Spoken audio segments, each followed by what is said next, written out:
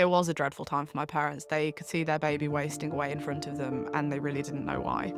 So I'd have the bloated stomach, diarrhoea.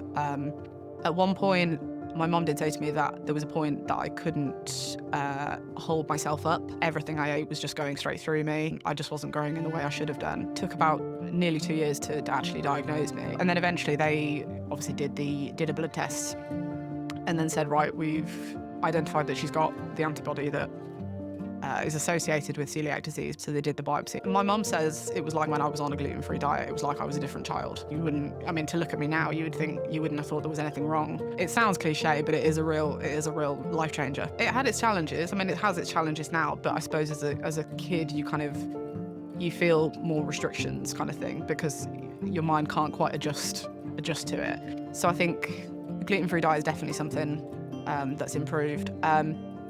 I think the ingenuity in the types of products that you can get has also improved. So like the fact that you can go in and get like gluten-free pastry, for example. And it's not that you need those sorts of things. It's kind of I can have what this person's having sort of things. I think inclusion when you're on a gluten-free diet is hugely important. So I'm the Food Information Officer at Coeliac UK. I love it. From my point of view, if I can just make people feel, A, that they're not alone, B, that there's support, just that there's support for them, even if it's just a small impact on somebody who's really struggling, that for me is great. If I can say to them, look, I know it's difficult at first, it is an adjustment, I said, but it will get easier, and it does. It does get easier. If you're a parent of a child with celiac disease, talk to other people.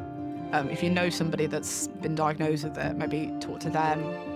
Ring the charity if you're worried. Have a look at the assessment tool that Coeliac UK have got on their website. That more or less directs you to whether or not you should go to the doctors and get yourself tested. So the assessment tool is obviously really just an initial thing to encourage you to go to the doctors.